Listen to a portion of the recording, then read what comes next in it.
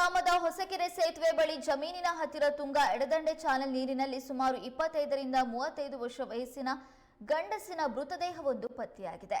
ಕಾಲುವೆಯ ನೀರಿನಲ್ಲಿ ತೇಲಿಕೊಂಡು ಬಂದು ಚಾನಲ್ ಪಕ್ಕದ ಮುಳ್ಳುಗಿಡಗಳಿಗೆ ಸಿಕ್ಕಿಕೊಂಡು ತೇಲಾಡ್ತಾ ಇತ್ತು. ಸಂಪೂರ್ಣ ದೇಹವು ಕೊಳೆತ ಸ್ಥಿತಿಯಲ್ಲಿದ್ದು ಮೃತನ ಸಾವಿನ ಬಗ್ಗೆ ಅನುಮಾನ ಇರುತ್ತದೆ ಎಂದು ಮುಂದಿನ ಕಾನೂನು ಕ್ರಮಕ್ಕೆ ಗ್ರಾಮಾಂತರ ಪೊಲೀಸ್ ಠಾಣೆಯಲ್ಲಿ ಪ್ರಕರಣ ದಾಖಲಿಸಿ ತನಿಖೆಯನ್ನು ಕೈಗೊಂಡಿದ್ದಾರೆ. ದುಂಡು ಮುಖ, ಸಾಧಾರಣ ಮೈಕಟ್ಟು, ಸುಮಾರು 5.6 ಅಡಿ ಎತ್ತರ, ಬಲಗೈ ಮುಂಗೈ ಒಳಭಾಗದಲ್ಲಿ ಇಂಗ್ಲಿಷ್ನಲ್ಲಿ ಸುಸರತಾ ಮೆಹ್ತಾ ಎಂಬ ಹಚ್ಚ ಗುರುತು ಕೂಡ ಇದೆ. ಮೈ ಮೇಲೆ ಕಪ್ಪು ಬಣ್ಣದ ರೆಡಿಮೇಡ್ ಪ್ಯಾಂಟ್, ಹಳದಿ ಬಣ್ಣದ ರೆಡಿಮೇಡ್ ತುಂಬು ತೋಳಿನ ಶರ್ಟ್, ನೀಲಿ ಬಣ್ಣದ ಬರ್ಮುಡ ಚಡ್ಡಿ ಧರಿಸಿರ್ತಾರೆ.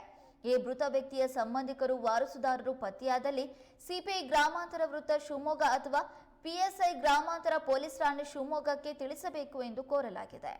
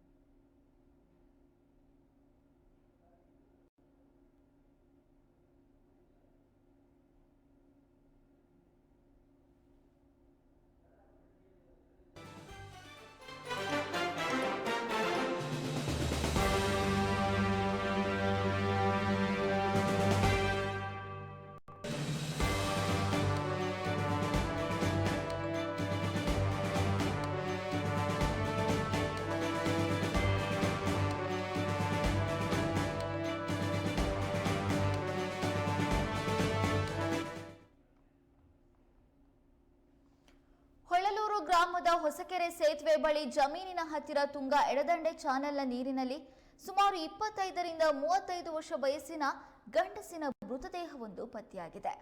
ಕಾಲುವೆ ನೀರಿನಲ್ಲಿ ತೇಲ್ಕೊಂಡು ಬಂದು ಚಾನಲ್ ಪಕ್ಕದ ಮುಳ್ಳುಗಿಡಗಳಿಗೆ ಸಿಕ್ಕಾಕೊಂಡು ತೇಲ್ತಾ ಇತ್ತು. ಸಂಪೂರ್ಣ ದೇಹವು ಕೊಳೆತ ಸ್ಥಿತಿಯಲ್ಲಿದ್ದು ಮೃತನ ಸಾವಿನ ಬಗ್ಗೆ ಅನುಮಾನ ಇದೆ ಎಂದು ಮುಂದಿನ ಕಾನೂನು ಕ್ರಮಕ್ಕೆ ಗ್ರಾಮಾಂತರ ಪೊಲೀಸ್ ಠಾಣೆಯಲ್ಲಿ ಪ್ರಕರಣವನ್ನು ದಾಖಲಿಸಿ ತನಿಖೆಯನ್ನು ಕೈಗೊಂಡಿದ್ದಾರೆ. ಇನ್ನು ದುಂಡು ಮುಖ, ಸಾಧಾರಣ ಮೈಕಟ್ಟು, ಸುಮಾರು 5.6 ಅಡಿ ಎತ್ತರ, ಬಲಗೈ ಮುಂಗೈ ಒಳಭಾಗದಲ್ಲಿ ಇಂಗ್ಲಿಷ್ನಲ್ಲಿ ಒಂದು ಹಚ್ಚೆ ಗುರುತು ಕೂಡ ಇದೆ.